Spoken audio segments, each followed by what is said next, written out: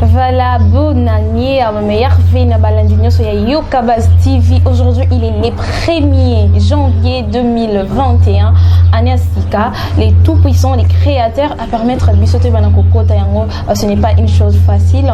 Pourquoi ne pas remercier ces dieux? Pourquoi ne pas qu'automne dans Zambé ou apaiser ce souffle de vie? Malgré aujourd'hui, il est le premier Bamsouba qui est fêté, mais nous sommes là devant la caméra parce que l'actualité nous a appelés, parce que l'information nous a appelés, parce que toujours du var, il y a quoi informer Bino, il y a quoi préciser Bino, il y a quoi éclaircir Bino, Moussala Tondima Yangoana. Voilà, merci à vous tous qui êtes déjà scotés à suivre Yokabaz Télévision. Merci parce que vous vous abonnez, merci parce que vous commentez.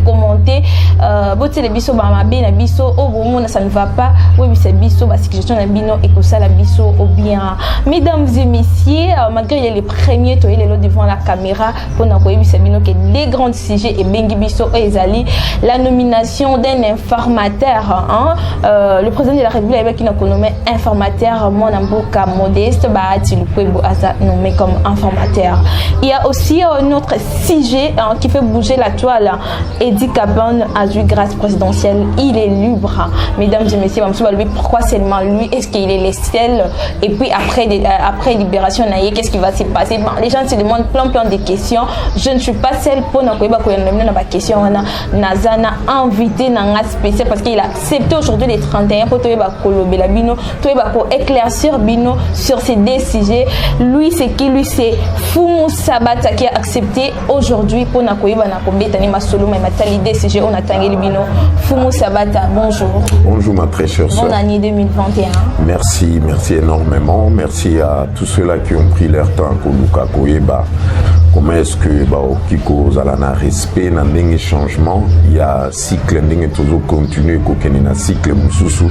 Il y a année où tous les koya toye bakandeni to Kiko Zala toujours un cadre à respecter la volonté à divinité en Nzambe ndenga lingi mokili avancer, tout s'adapter, tout s'approcher, tout e barake mikolo ezali koya, ezali toujours na base nouvelle surprise oyo to koye ba ko gérer dans l'ensemble na volonté o Nzambe lingi ke makamango ekenenengwa. Voilà na volonté o Nzambe lingi ke makamango ekendenge wana. Comme déjà en année 2021, mon amboka Fumu Sabata. Alors, pour tous mes causes, après moi, si pour mieux sauter, 2020, dans le cadre de la politique, ni ezalaki positif et ni ezalaki négatif pour naïo. Non, mais la positivité a toujours donné un bon sens. Il y a Makambozo qui est bien toujours espéré pour m'abonner à peuple Nabiso.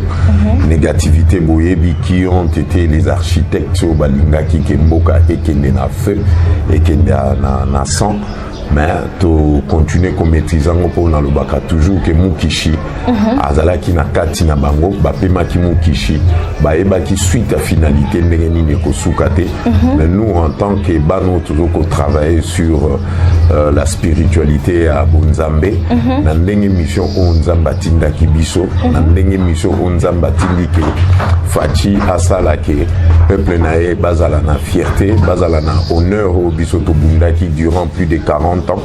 Nandenge mission Etienne Tshisekedi ayebisaki biso onanga c'est le seul prophète oyo nazalaka toujours na référence moko oyo ezali juste et correct en tant que prophète na makambo te biso yango toujours continuer ko concrétiser ngo pour nangai ezali ndenge mission oyo nzamba lingaki ke to sala yango nde toujours ko kende positivité na négativité ezo dépendre na bato ndenge bazo ko mona makambo nde zo ko kende pour nangai positivité ezali na bon sens ya politique to lukaki ke makam na biso et que les liboso peuple na biso se retrouver. Voilà qui makam na biso et que liboso pour que le peuple congolais puisse se retrouver. Fumu Sabata, ordonnance du chef de l'État a pris une mesure de grâce dans mon amboka Edi Kapan. Comment vous expliquez? Bon, azo mérité, c'est tout à fait logique. Azaki n'est innocent, oui. Ok, moi je pense que Nandenge na mona makambi fala ki azalane na prison pour so bazaki libanda peut-être ngaki akufa ndenge boyebi Kabila na ba dégâts ya kochela ka batu ba poison lokola koma ki prisonnier moko o azalaki ko déranger bango il fallait ki azalana na prison na po nzamba ya bindele ni abikisa ka batu na ye et to comme ce qu'on a processus pour boyeba vérité. Il y a qui est l'architecte, il y a l'Iwaya Musée Laurent Désiré Kabila, le vrai porteur à Congo. Et je pense que pour l'Anga, ils allaient s'engager pour la famille, et s'engager pour le peuple congolais pour faire éclater la vérité à l'Iwaya Musée Kabila. Voilà, est-ce que Edi Kapan il était le seul au Fallait Kabatikaye? Oui, mais c'est lui qui était en tête. Mais après ça, on est allé symbolique. Mais si mais dans un bateau, bazali peut qu'on mériter, bazala relaxer pour bazaki na bango ba innocent. On est allé libération moko symbolique pour n'akoye bandeni to qui ko gérer situation. Vous croyez que Edi Kapan a couvrir le dossier ou comment? Dossier a déjà ouvert et ça quelques processus toujours aucun de malem le président a éclairci ma cambango pour te bandere ni toki ko avancer pour l'arrestation spectaculaire. Non mais arrestation spectaculaire il y a un processus nango toujours ko avancer vous allez voir qui ne sait pas que c'est Joseph Kabila Ndazali parmi l'architecte il y a bateau prémédita qui meurtre et Musée Kabila. Donc il y a un processus et toujours aucun de vous la satisfait. Voilà, nous disons merci au président de la République pour la libération d'Edi Kapan, donc famille et ses pélés, dont nous sommes très contentes. Alors nous passons à la deuxième sujet, la nomination d'un informateur. Bahati Lukwebo, informateur. Les gens attendaient peut-être Jean-Pierre Bemba, les autres Moïse Katumbi. Maintenant, du coup, Bahati Lukwebo. Oui, mais Ngapolanga, ça ne me surprend pas. J'avais parlé de ça que je préfère Bahati Lukwebo. D'abord, dans l'esprit, c'est quelqu'un qui est très calme, qui est très paisible. Aebi, Azana, moi, expérience, wana, Yakoye, Bandé, sa peuple congolais, il n'est pas trop dans des magouilles, tout sa peuple congolais, MeToo, tout ça. Pour l'anga, ils ont choisi très judicieux. Donc le président a sali choix à Malam. Oui, bien sûr. Qui peut refuser Bahati Lukwebo? Ngamo déjà au départ dans ce cas quand on a ma vidéo je préfère Bahati Lukwebo. Alors sur les polémiques qui étaient un peu exactes les canaux sur les réseaux sociaux, Moïse Katumbi Balié, Livance, comment ils sont allés, Kabangoumi Balé, cause Beta Massolona, président de la République. Non, ma polémique, bon, c'est très stérile. Ça, c'est dans la carte politique discrétionnelle, la chef de l'État, pour s'attendre là-bas, le meilleur qui arrive. Va s'attendre dans les meilleurs qui arrivent. Les discours de Martin Fayulu, photo parce que Isaki les 30, Martin Fayulu s'est adressé à la nation. Je veux dire côté l'UDPS, je veux dire côté opposition, la partie au pouvoir, les gens ont attaqué, bandi maman pour répliquer. Est-ce que Isaki est vraiment important pour répliquer? On ne pas répondre mon amboka Martin Fayulu parce qu'on dit que non, ceux qui doivent répondre, mais en même moment pour répondre, c'est important. C'est pour cela que je te dis que les rêveries politique, ils continuent à faire scénario naïf. Et moi je pense que vous avez compris de quel genre de personnes que vous avez affaire. discours à Salaki, déclaration à Salaki. Ça n'a pas d'impact par rapport à la vision Bissotozanango. Et ce n'est pas si important pour Nabiso pour s'éterniser dans le discours où ils allaient primitif, où ils allaient irresponsables. Mais quand même, vous répondez, vous répliquez. Non, répliquer, ils allaient choix pour nous on regarde là où ils vont en finir avec ces discours, où ils allaient. Même si on a cabinet d'ici le 20 janvier, à lui à refondre le cabinet. Ça c'est un rêveur. Botika Salaba rêve, c'est normal. Tout le monde a le droit de rêver comme en tant que. Ça aussi c'est une façon de taquiner. Politique. Non, façon de taquiner. Moi je reste toujours très serein par rapport à ce que nous voulons faire. Vous avez compris l'évolution, place à Banda qui n'a place à Komi. Et vous allez comprendre qu'il est en train de vous montrer une capacité notoire politique au binomo Boyebi. Et Soga Bimisi cabinet, ça va changer quoi. Aujourd'hui, Ndazori va sa cabinet. Ça, ce sont des infanteries politiques et je ne peux pas vouloir trop commenter sur ça. Ce n'est pas à notre niveau, ça. Vous êtes du même côté, Martin Fayulu, c'était un homme rempli de la haine. Et puis, il fait que du théâtre. Théâtre. Mais il a une très mauvaise éducation politique. La haine, c'est tout à fait normal. Degré. Il y a compassion et maléfique. Lui, il a préféré qu'à continuer qu'à gérer le système. Tribalisme et tout ça, mais ça ne marchera pas. J'ai toujours insisté sur ça. Prophète Nabiso a dit clairement que Bogoé mutuna fruit na endenge ni nazoko évoluer. Pour Nangaï, ça me surprend pas. Vous devez vous attendre à que mutu ndengwana continue à ko la kisaka aspect na yo ezali très maléfique qui est gris politique naïe. Donc là, ça ne me surprend pas. Les scénarios, il y a et c'est à vous de juger la finalité Botala, qui avait raison, qui avait tort. Voilà qui avait raison, qui avait tort. Fumou Sabata, vous êtes de même avis, de parce que les campagnes de Martin Fayulu a été financées à l'extérieur et non par Jean-Pierre Bemba et Mwanamboka Moïse Katumbi. Est-ce que vous jugez que tout ça a été dit parce que Jean-Pierre Bemba et Moïse Katumbi qui n'ont pas rejoindre l'Union Sacrée? Oui, mais ils ont compris qu'ils étaient dans le faux. Ça n'est pas en arrière, vers l'Union Sacrée. C'est pas une aventure qui mettre en doute. Jean-Pierre Bemba, Katumbi, Boyebi, financement dans le place Outaki, ils étaient dans la Mouka. La Mouka a été financée par les libéraux belges, par comment on les appelle, Gérakaba entreprise Gérakaba entreprise multinationaux au bazaki na souci que sa vision chef de l'État zalaki nango. C'est à vous de voir la suite. Biso toza na position na biso ndenge kaka prophète na biso Etienne Tshisekedi de heureuse mémoire on a kanisa ki lobi mingi na zalaki na pasi ya ko comprendre que te belé eba ki grandeur ya prophétie politique au Etienne Tshisekedi azai na ngote. Tshisekedi tout na kay question une fois tobi mais président tozo kende na un dictateur azana mbongo azana makambu nyonso tokosala ndenge nini po que tous au pouvoir na biso sans guerre et ça les sans coup de balle.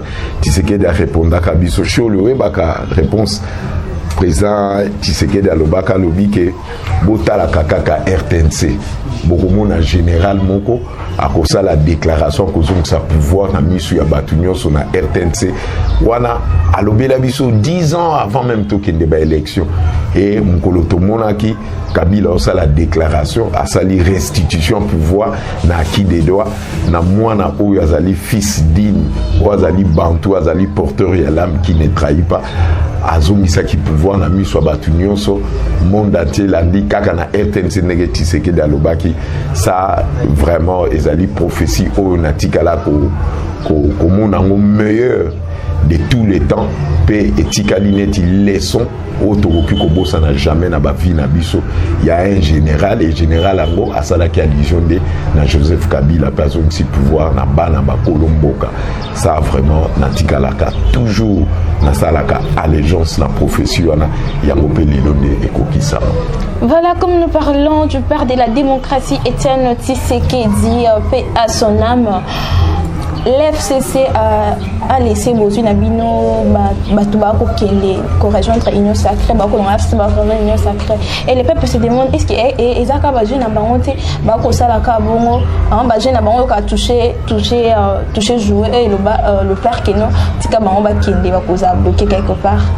Non, mais ça, le processus Nabiso, va mettre en doute, à la finalité, place Tozo, qui est de essayer une arrestation Kabila et cause à la spectaculaire, et aux ala d'une manière, Oyo, Batunion, so Barosala étonné comment est-ce qu'un dictateur, Oazali, Azakina, abrutisme congénital politique, va rendre ridicule jusqu'à ces niveaux que Bateau, Bazali, naïf, qui ne comprennent pas pourquoi Lelo, Fati, Atikali, Mokona peuple nae, Azoko Sala, Oyo, volonté oyo nzambe atindaki ye na ndenge mission na biso ezalaki na bandeko na biso nyonso bazokosanga na po toluka ndenge nini tokoki kozwa ba solution na mboko ezali problème ya ba congolais na président na bango congolais oyo bazokoluka ba résoudre ba problème ya mboka na bango ezali Congo ezali terre de père oyo nalobaka toujours une bénédiction oyo ezali sacrale, une bénédiction divine oyo lelo président na biso azoko continue kosala ba performance pour se retrouver tout le monde à Sonyo to bundaki nango durant des années et des années depuis l'indépendance ba humiliation ba lumumba ba vivaki au musée Kabila vivaki au Kimpavita vivaki lelo le présent Fatine Mtu azoko silisa problème wana o ezalaki au déranger les esprits na biso ezalaki ko déranger les âmes au bakufa injustement ba spectre o bazoko continuer ko bunda autour ya combat oyo ezali tellement multidimensionnel lelo tozo kolongolango malembe sonyango pezo kolongwa ba témoin bazali bakoko baza ba témoin bazoko mona nzambe pe témoin donc pour ngai ezali performance moko ezali extraordinaire autour ko s'attendre na bonheur ou ezalaki prémédité selon ancien ancien au babunda qui pour la démocratie l'état des droits père fondateur il y a démocratie au ezali sacrale au ezali selon tradition nabiso africaine tradition nabiso congolaise ndenge to lukaki toujours bonheur nango yango nde toujours ko vivre en Bosiko. Voilà yango nde toujours ko vivre yango comme on a parlé de l'hymne sacré intitulée émission de M. Paysato le Bela Congo parce que c'est une émission que total il s'accorde intérêt à peuple dans tout. Alors baye bako rejoindre union sacrée on est un objectif ni pour n'akoyer bako tel ça intérêt et puis intérêt pas besoin ni na katiwana. Si mais quand on parle de l'union sacrée union oezali sacrale union oezali na ba intérêt oezali avantageux pour le peuple congolais à se retrouver na tradition naie na culture naie na culture politique naie na vision oyo ba ene na biso ba réveil ke makambo ngo salema ndenge tolingi le président de la République azo ko incarner kaka soucieux Etienne Tshisekedi azalaki nango na ba ene na biso ba kufa po na lelo Congo to se retrouver ndenge tozali lelo a ngana ko senga ke bozwango problème na bino personnel oyo bokoki ko pesango bon sens na niveau bino bozali en tant que journaliste ezala ba caméraman ezala ba médecin ezala bana na biso nyonso bazoko bota masika o bazoko zwa goût ya aventure politique ya Congo bolemba te boyebaka ke il y a eu un messie politique oyo alukaki apesa biso bon sens biso toyekolaki politique na ye lelo biso nyonso tozali fruit ya tshisekedisme o chef chef de l'État azali ko continuer couper sa bon sens ya politique wana biso nyonso pe tozali ba combattant oyo bazali ba combattant averti aguerri tozo koluka to continuer couper sa renseignement enseignement de l'ordre na renseignement politique il y a verticalité on a le bac sur la descendance il y a mwana na mwana aibaka ndenge na okiko sala po logique ya mboka ezwa sens na masolo ndenge sengeli na sens wana de toujours travailler. Voilà logique ya mboka ezwa sens na oyo sengeli. Comment vous définissez l'année 2021 parce qu'il est bandi lelo? Est-ce que vous avez année comme le président l'avait dit qu'il s'allume banda ou bien moi je ne vais pas donner raison à Martin Fayoulou. Je n'ai pas vraiment cette envie-là. Non, alors, non, c'est votre choix. Comment vous définissez l'année 2021? C'est votre choix. Vous avez le droit mais tout est en train de se dessiner. Tout est en train de se faire avec clarté. Beaucoup de monde a tous ceux qui ont souci à imposer politique oyo et ceux qui ont bon sens il y a le peuple d'abord et ceux qui formule magique ou Etienne Tshisekedi d'article là qui biso pour biso to fonctionner à idéologie on insiste à toujours pour insister, pour expliquer que l'idéologie n'est pas na biso et ça toujours na soubassement mon mensonge. Biso c'est qui est plus important et ça dit que toujours kolanda tradition politique, il y a démocratie où ils allaient refléter vision oyo Congo et zokoluka épée sa image ya sika pour moi na nyonso Congo ayeba place ni tozali kokende pour nangai bo s'éterniser te na ba image belé obozo komona ba scénario ba Fayoulou bazoko sala bino botala souci il y a déclaration il y a discours au chef de l'État sala qui a 6 minutes il y a on dépêche image à bon sens il y a koyeba ka ketozo informateur oyo a ko travailler selon vision il y a le peuple d'abord to senga ki mutu nyonso akokota na kati il y a scène politique au chef de l'État a insisté tout le temps que sans cette vision-là, le peuple ne sera jamais d'accord avec Bino Bato Nyonso, Ozoko comprend sans ça, le peuple d'abord. Le peuple d'abord est là qui formule mon mot magique, est là qui formule où ils allaient lié na changement. Qui dit changement, ça veut dire au Nyonso et Mikazaki en dehors et la réalité, il y a anti-valeur. Oyo et ça dit que Congo est à la genou le changement là, chef de l'État a sengi yango na ba discours na ye, na ba déclaration tozo sala, na ba rassemblement azo ko senga que non, tozala na katia union sacrée et union sacrée on a na vision globale au biso toza nango ça veut dire peuple au Nyonso peuple azaki nango na souci sur la sécurité, la santé, sur l'éducation et ça a toujours l'avantage où ils allaient très crucial, il y a peuple congolais, dans le sens hollandais. Je pense que tout le monde se retrouver là. Quand nous parlons de vision de chef de l'État, le peuple d'abord. En ce moment, le peuple de vous traite, il y a la pression, beaucoup de pression dans le gouverneur. Est-ce qu'il y a un gouverneur va rejoindre l'Union sacrée? Est-ce qu'il y a la pression comme il est traité des bakolobangs qui n'ont beaucoup de pression, il va rejoindre l'Union sacrée? Journaliste, vous devez vraiment faire attention.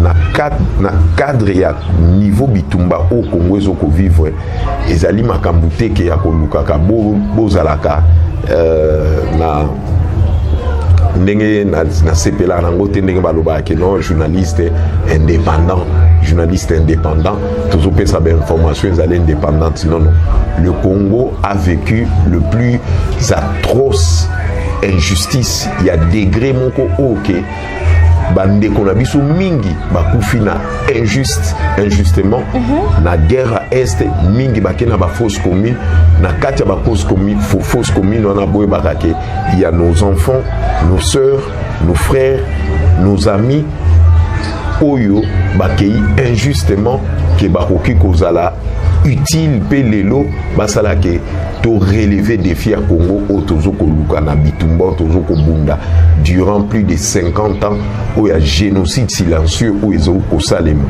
bino ba journaliste il faut boyer baka ko pesaka information où ils allaient correct. Oh, le Congo a besoin de nous tous. Le Congo n'a pas besoin. Il y a la vieille démocratie au bino bozo kolobela bozo par exemple la bino on dirait journaliste à France 24, journaliste à CNN, il y a TV5, il y a Nini. Le problème est ali le Congo est menacé et le Congo a besoin. Il y a digne fils oyo cause la logique couper sa information ils allaient correct pour aider baninga pour bazali na souci.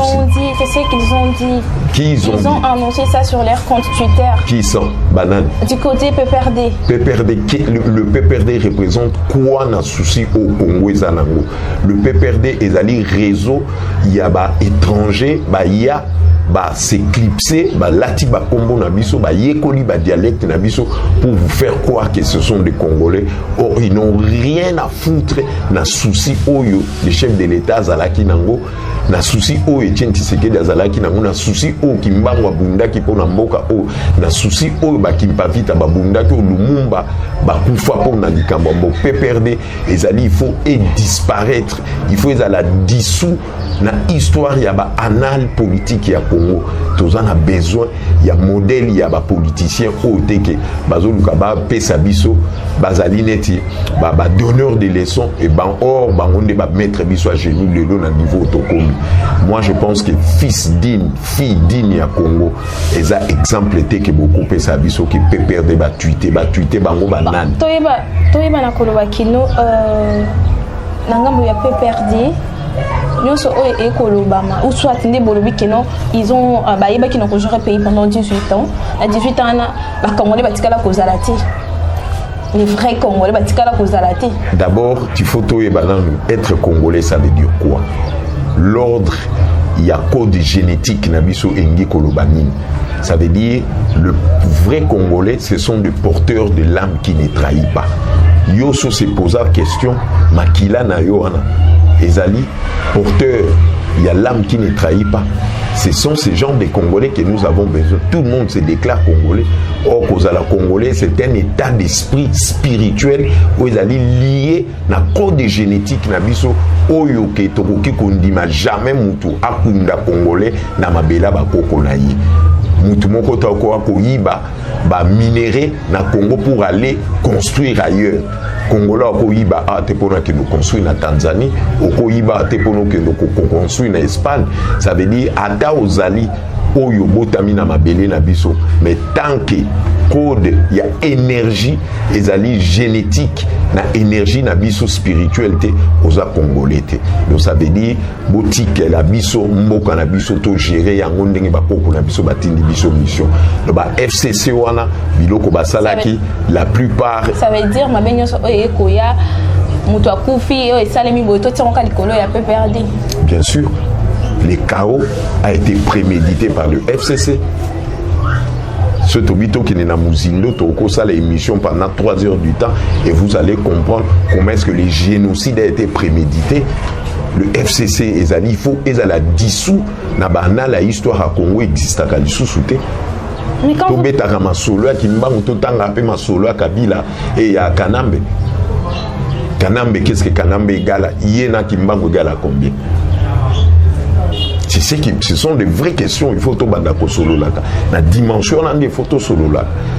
FCC, qu'est-ce que nous on a foutre avec l'FCC?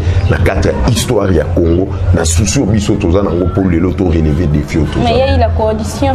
Quelle coalition? Entre FCC Cash. Non, il y a eu pardon, il y a qu'au gracier bango pour avoir conscience, pour travailler pour l'intérêt du peuple. Ils n'ont pas compris ça pendant 2 ans. Donc tout ce qui n'a finalité, ça veut dire nous devons accepter que il n'avait même pas cette volonté-là. Il y a dans l'ensemble. Ça veut dire il fallait qu'il toque à Boana.